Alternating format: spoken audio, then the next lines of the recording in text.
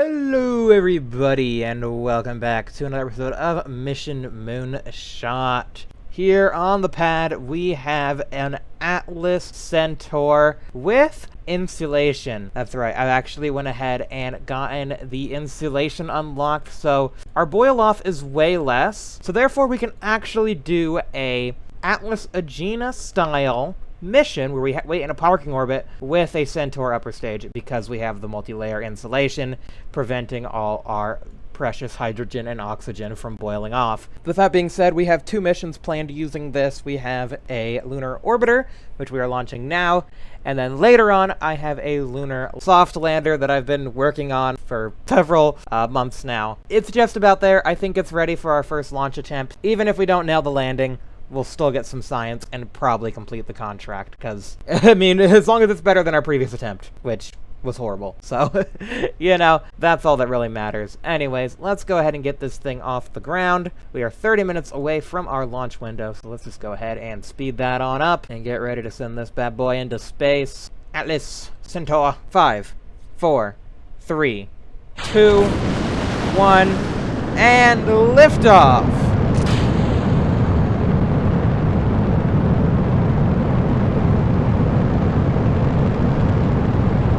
There it goes, punching through the clouds, on its way to outer space.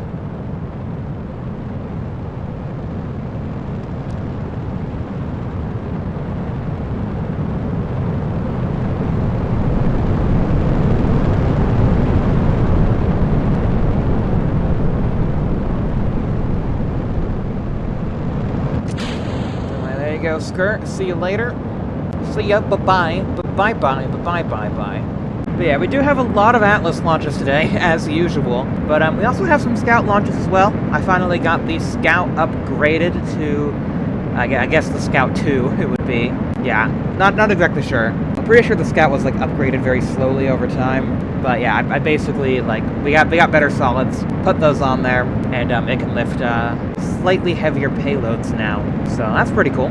So yeah, we're going to be able to put some comsats into space and hopefully be able to have better connection. Because yeah, as of right now, our connection in space isn't really the best. We lose the signal over the ocean, which isn't ideal. It would definitely be wise to get some relay sats up into orbit. And yeah, we can do that with Scout now, which is super good. It means it's not going to cost us really anything to get a bunch of communication satellites up in orbit.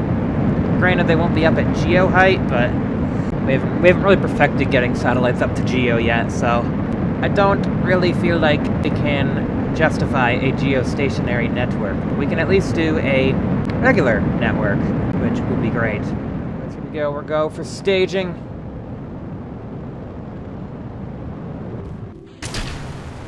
Staging! And there we go, both engines lit up. And we are on our way. Yeah, as you can see, look at that. Look how neatly the plumbing lines up from the thing. I made sure the engines were in the correct spots. Not really sure where this whole central bit is on the Centaur. But yeah, I know it's, yeah, you got two engines here. So there you go. That works. And also I went ahead and put RCS in all these little, I think these are like little RCS pods. Basically filled it up, all of them with RCS thrusters. It's probably a bit overkill. It's probably a lot of forward thrust that we don't actually need for RCS, but I thought it looked cool, filling all the little points where there obviously should be RCS things. Centaur is coming just as reliable as Agena. And before, like, Centaur wasn't really too good, because, yeah, all the fuel boiled off within a little bit, and then it's like, oh, well now you can't use it because all the fuel's gone. But now it's becoming reliable, just like Agena. Means we can probably start launching more and more missions on Centaur, and Agena will just be saved for like super light payloads, because Agena is still cheaper. So if we don't need all the extra lifting capacity, we can just use Agena. Shebango. So now we'll go ahead and plot our course to the moon. So open up Principia, which I need to update. Update comes out every month. Hard to stay on top of them all. Hey, look at that, we are really close. That's what you hope for. Oh, you don't really hope for that though. Alright, so there we go. We got a nice equatorial orbit. This is the lunar polar orbiter, so I want to try and go up over the poles. After all, it is called the lunar polar orbiter. Yeah, 60's good. Yeah, no, we'll take that. Here we go. There we go. LH. Yeah, there we go. At least the extra RCS ullage is a lot quicker, so that's cool. Alrighty, we're on our way. And then, yeah, we can just use our RCS to correct the overburn a little bit.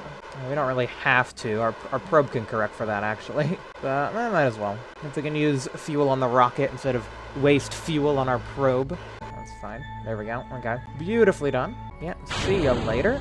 Let's coast away a little bit. Yes. Look at the sun. Isn't it beautiful? And then while that does that, we can switch back to this, which still has power. And we can just... how do we crash ourselves into the moon? I think like this. I think this is how we crash into the moon, right? Somebody please help me. I don't actually know how to crash into the moon. You know, let's get out of here. Bye! Just go. I guess it's in an orbit around the sun now, right? Yeah, there you go. Orbit around the sun. Yeah, it'll be out there for a while. People might find it in a couple 20 years and be like, what's that? And they'll be like, oh, that's the Centaur stage we just told to go burn into oblivion. Yeah, that one. Alrighty, let's go plan our maneuver. Yeah, so if we did that then, that wouldn't be good. We want to do that in a couple days. When is perigee? 6 days, 7 hours. Okay. Bam. That's a bit too much beans. So like a couple seconds earlier. There we go. So we want to get into an orbit kind of like that. Oh no, below 500, above 20. Below 500, below... Okay, those are both below 500. You know, that's probably good enough. 940 meters per second burned like that should hopefully do us pretty good. So let's warp to that maneuver. We're doing the burn soon. So let's check charge. Charge is nominal. We've been pointing at the sun this whole time. So you have RCS. Go do it. Do the burn you like to do. Man, look at that beautiful sunset. Good thing we have battery life. Pull to that motor. Boom! We're burning. Oh, we capturing. Oh, stuff is happening. Stuff is surely happening. And there we go. I think it just did it. Alright, we can delete our flight plan now. We do not need that. Probably causing a lot of lag, too. Perigee, apogee, nominal. Alrighty, let's go ahead and do all the science. So visible imaging. Start running that. Cosmic ray. Do all the things. Get all the science. Oh yeah, orbital perturbation. That's a good one. We've pretty much done all the other things, though. They're not really worth running, but... Anyway, where's just on that? It seems to be doing some, Zanny-Beckhoff effect, I think. The T-handle on the ISS did that too. I mean, it is sort of shaped like a T-handle. Yeah, look, there it goes. It sorta does that.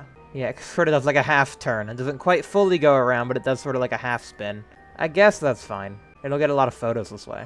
A lot of good photos that'll get transmitted all the way back to Earth. And we're probably transmitting a lot of other data too from our other probes, because this is reaching out to all our other UHF band probes, and then we're transmitting it back in S-band all the way back to Earth. So, stonks. Anyway, ooh, 45 science sitting in the bank. Nice. I'm gonna go ahead and keep throwing points into R&D, because I still believe our rockets are being made well quick enough. Get up to 500 science a day. Yeah, or 0.5 science a day. Yeah, there we go. So, yeah, next up we have that scout launch I was talking about. But first off, I want to see, do we have any new moon missions? No, not really. Probably have lunar landing things. Yeah, okay. I'm gonna accept this early weather. I honestly think I might be able to launch this on a scout, but that'll be next time. Or maybe just do another rideshare for these two. At least that one. Because, yeah, I was thinking about launching the weather satellite on a scout, but the scout is so, like, it's very blunt. It's not very precise. You can't get a precise orbit with the scout, because it's all solids. So whatever orbit you get is going to be plus or minus a couple 100 kilometers. Because, yeah, you don't know if the solid's going to burn for longer than you expect, and then that becomes a problem. So either way, let's go ahead and get this up. And then, yeah, we have more weather satellites, which I'll probably just go ahead and breeze through, because we've seen those plenty of times. But yeah, scout launches, they're still pretty neat. They're very fast, too. Like, 1 second you're on the pad, making sure all the mech-jeb parameters are right. Like, yeah, making sure that our pitch rate is 5 degrees a second, making sure that we drop our solids early, making sure we're going into a desirable orbit, and that we don't accidentally tell mech-jeb to use unguided stages. You know, all that sort of stuff. And then, like, you know, you go to hit launch, and it's just out of here, man. This rocket's a madman, I tell ya. There it goes. Without a care in the world. Bye. See you later.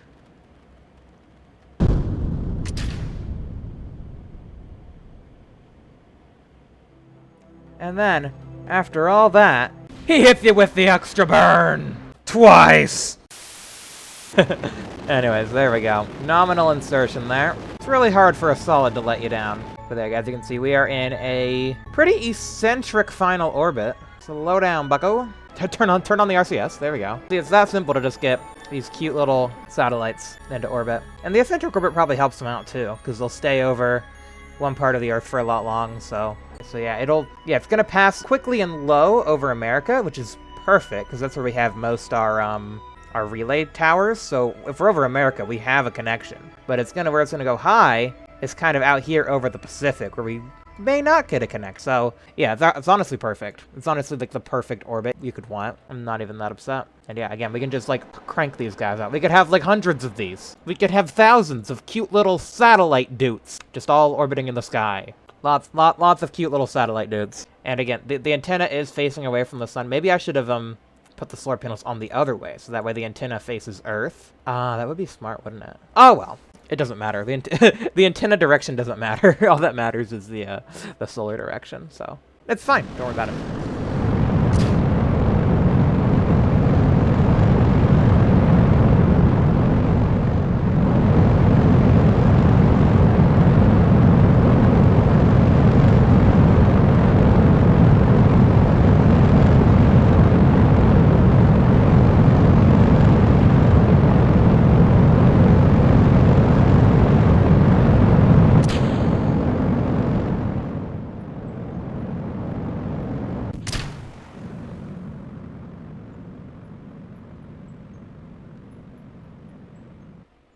And there we go, another happy weather satellite ready to take some photos. And speaking of photos, we got some science to spend. 50 science. We could get improved flight control, and that leads us into early docking procedures.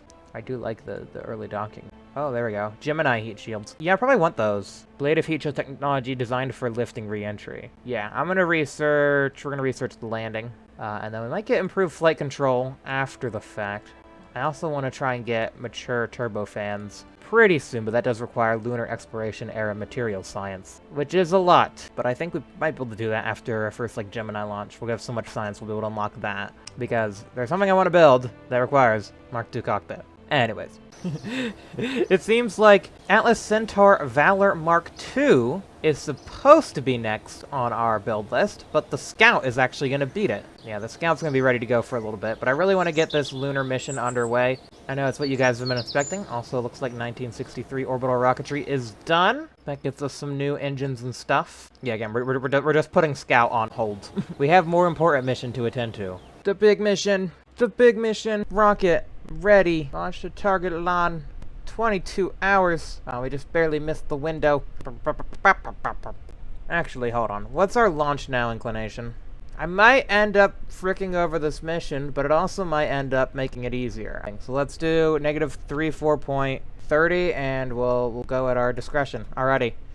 Oh no, wait, why is it time warping? Okay.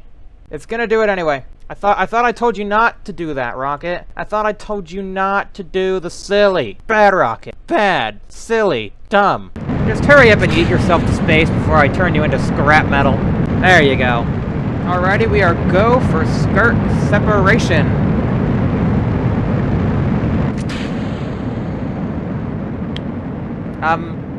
You weren't supposed to follow the skirt, you're supposed to follow the rocket. You're supposed to look at the rocket! Alrighty, next up we have fairing separation. Just film the fairing follow the rocket! Follow the rocket! Okay, I don't know how you keep messing this up. It's not that hard. I just need you, when the rocket separates, to film the rocket. Okay? The part that's going to space. The rocket. That's it, you're fired. Not you, Rocket, you're doing fine. Alrighty, sorry about that, guys. Hired a new cameraman the other day. He obviously has no idea what in the world he is doing. So, yeah. But anyways, we got the thing here into orbit, and as you can see, we have just barely enough Delta V for TLI. Honestly, a little bit less than testing. 3151, should be fine. So yeah, I'm going to go and mess around with the maneuver as usual, and I'll let you guys know when I get a lunar encounter. So, all right, let's do a couple more days. Oh yeah, look at that. Bam! Boom, direct shot. Almost an Apollo 11 trajectory. Direct hit, right there. I think we'll go for something like that. That looks fine to me. You have control. So as you can see, we only dropped 3137. And there we go, back up at 3152. So yeah, we really didn't lose any hydrolocks. I'm not sure if we were supposed to lose that little bit, but yeah, we're really not losing anything over the course of 3 hours. I think that's the goal with MLI Insulation 1, is you don't really lose any fuel over the course of a couple hours, but there are higher insulations, and I think those are meant for interplanetary distances. So if we wanted to, like, you know, haul fuel all the way to Mars, for example, or have fuel on a station that was going to stay there for a while, we'd want, like, several multi-layer insulations. But for what we're using, Insulation 1 seems pretty good. Like, we can wait 3 hours, let the engine cycle. If we check it, we have a 98.28% ignition chance, so we've waited out the cooldown time. Now waiting for our transfer window. Waiting to get flung towards the moon. A few minutes later. Yeah, I just wish we could have afforded to have a dual-engine Centaur, but maybe once we unlock a slightly better RL-10, we can make a dual-engine Centaur lunar lander. Or we'll just use the Titan. I think we'll probably end up having to use a Titan Centaur for lunar landing and return. Because yeah, that is a contract, uncrewed lunar landing and return, which I don't think the US ever did, except for Apollo. So they never did an uncrewed lunar landing and return. It was a crewed lunar landing and return, because the Apollo 10 crew, they brought back, not Apollo 10, Apollo 11 crew, they brought back moon rocks. So yeah, it'll be interesting to do a lunar landing and return. Not sure if we'll just do like an unmanned Apollo, basically do like an Apollo test, like uncrewed, just like all probe control, or if we'll actually like launch like a little lander with like a rocket on top. But yeah, that'll probably have to be launched on a Titan 3 Centaur. We have the Titan 2, don't have the Titan 3 yet. Only launched the Titan 2 once. We could probably launch it again, I just don't know what for. It just doesn't have the capability, it doesn't have relights, it doesn't have all that. So it's really just get a thing into orbit and then leave it there. Now, unlike the orbiter, this probe is sort of dumb, sort of smart. It's dumb in the lower stage, as this is a spin-stabilized lower stage, and then it is smart when it actually comes to the landing stage on top. This part is smart, this part is a little dumb. So we have to point this retrograde and spin it up, and then once this completes its burn, like a couple feet above the moon, we then de-spin it. I have some de-spin thrusters, so that'll de-spin it. Because we actually have to get it spinning pretty fast, because this is kind of a unwieldy thing. It'll, like, wobble. So we gotta get it spinning pretty fast. So that's why we have de-spin thrusters, because the RCS is not enough to de-spin it by itself. At least not completely. That's why we have the de-spin. And then this thing separates, and then does its landing. Hopefully, that's the goal. I've only ever done very rough landings, but they would have been able to complete the contract, so I'm happy with that. So yeah, if we get a successful landing here, that'll be better than any simulation that I've run. It's great, isn't it? You run simulations, the lander crashes. It's probably good enough, let's just send it. Yeah, welcome to Hercules Aerospace, this is what we do. Alrighty, there we go. That's not bad, actually. Yeah, we overburned a little bit. Actually, it's probably fine, let's just go for that. 3 days, wow, okay, so that's pretty Apollo right there. So yeah, we're putting a maneuver here. And we're setting it for negative 2,500. This is going to be our braking burn at the moon. We're not actually going to use this maneuver. We're going to use the suicide burn from landing info. But we just want the maneuver so we know which way to point. So now we know to point this way. So towards the node. And then we'll spin up and then drop the satellite. Alrighty, so there we go. That is the correct direction. It's also aiming towards the sun partially, which is good. It means these batteries will charge up. Oop, wrong way. I put a decal on here. Yeah, see, spin that way. Yeah, we spun it the wrong way. Good thing I caught that. That could have been quite bad if we spun it the wrong way, and then we fire our D-spin thrusters and they just spin us more. It's like, that's not what we intended. And it's supposed to be able to see the lettering, but it's kind of hard, because, yeah, the lighting's not this. I probably should have made a different color other than black. Maybe make the text in red next time. Bit of correction, so that we smack dab our target. Go ahead and separate the satellite. Do a bit of time warp so they clear. They are in each other. Ignore that. It's fine. Alrighty, now that they're clear, we can go ahead and get you on a different trajectory. Bye. And we can fling you off into deep space. Either crash you into the moon or fling you off into deep space. Let's fling you off into deep space. Oh, never mind. You're crashing into the moon right there. That's where your fuel ran out. Alrighty. We are on our way over there. 72 hours later. I'm gonna go ahead and check. Yep, you're good. I'm gonna go ahead and activate the avionics. Go ahead and set Smart ASS to retrograde. Okay, here we go. Descent engine started. And it has picked up a shimmy. You see, this is why we had to get it spinning quite quick, because it is picking up a bit of a shimmy. Alrighty, we have slowed down dramatically.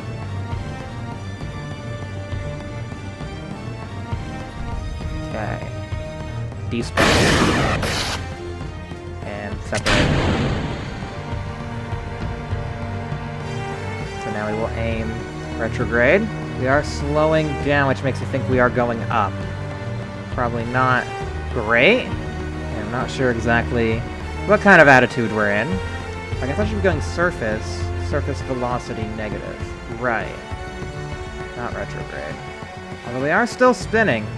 Not sure if now's the time to run science, but yeah, science. Take the pictures as we're falling to our death. Do it. Take the pretty pictures.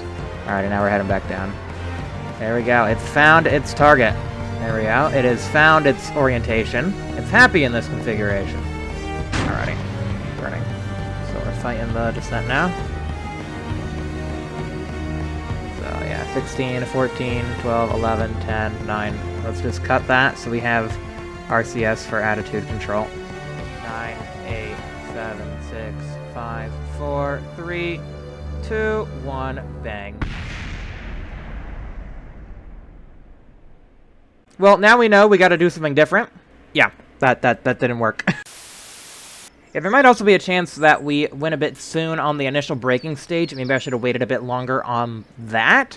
But, yeah, my last test, that ended up being a bit of a problem. So I need to test it more, but at least we got one launch under the books. In hindsight, it would have been a good idea to test it more, but I'm just like, you know what, let's just chuck this rocket and see what happens. We might be able to get something, but yeah, obviously the game's like, nope. Nuh-uh, you're not getting nothing out of that. But anyways, getting close to November. Time is just, like, progressing at a snail's pace, apparently. We're gonna get our Mars window before thing. Like, November cannot come sooner. Yeah, I don't know. We're just waiting. We're just waiting for Gemini. It seems like it's not gonna happen soon, though. We're gonna get to Mars first. And actually, I do need to plot out our next Venus window, so let me do that real quick. 28th of August, 1978. Okay. What if we made this our Venus orbiter? How long are they? 180 days. So they get there a bit slower, lower energy. Okay, yeah, 360 days. We'll definitely be able to have an orbiter by then, I feel like. And we could also do just a Venus atmospheric probe. And we might just do both of those in the same window. Why the heck not? So that one will get there first, and that's a later window. So yeah, they'll both be kind of heading out at the same time. But yeah, that'll be interesting, getting both those windows done. I guess I should clarify these. So this is Earth-Venus impactor. And this is a Earth-Venus orbiter. Perfect. Alrighty. Oh, we gotta pay attention to our weather satellite. And we're launching another weather satellite. Actually, no, we're launching Scout.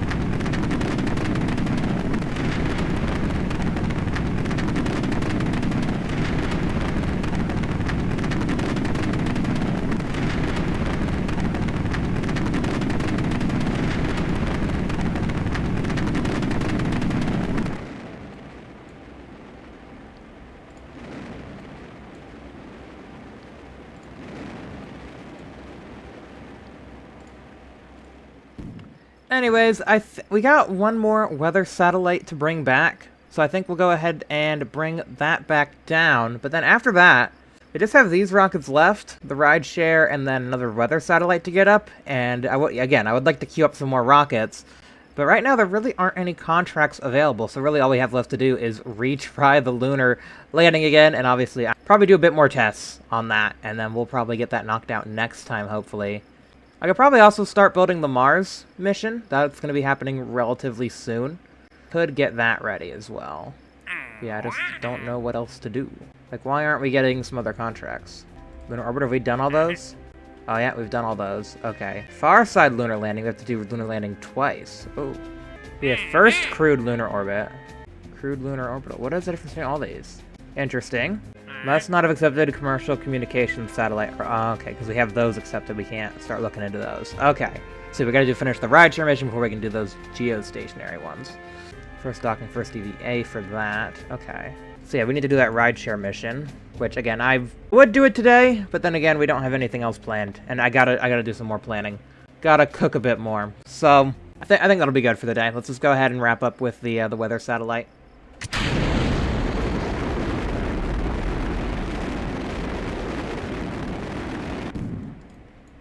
There we go, coming down. Bam, hitting the atmosphere right about here. Where is here? Drats, Canada again. This time in Alberta. They weren't too fussed about it last time, so I'm sure it's fine. I don't know, once the terminal velocity reaches our current velocity, is that when the reentry starts happening? Because we're going faster than terminal velocity. It's 11 kilometers a second right now.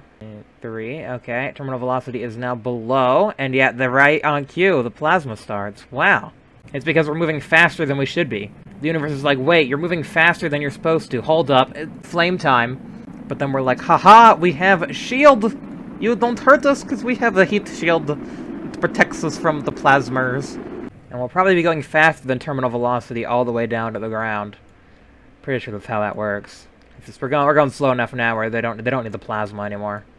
Yeah, at least until we pop our chutes, we'll be above terminal velocity. But yeah, that's what Starship does. It rides this terminal velocity all the way down to the last possible second. It's funny, it's not what you will reach, it's what we want to reach. Please, I want to be going 200 meters per second. We're falling as fast as it's falling. Above Alberta. Hopefully nobody's standing in this very spot. Might be close to Yukon, actually. It's on the border of Yukon and I think Alberta. I'll have to look at a map of Canada again.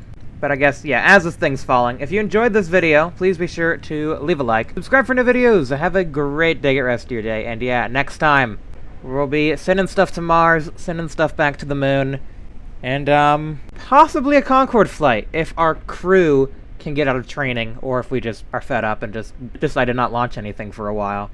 Which might honestly be a good idea. It might honestly be a good idea to just lay off on the launches for a bit so that we can get our Gemini up. I mean, we're doing okay. We're getting enough science, so... I mean, as long as we're doing good on science and our R&D center doesn't have to go idle again, I guess we're fine to just keep on with the launches. So yeah, that'll be next time. I'll see you guys then.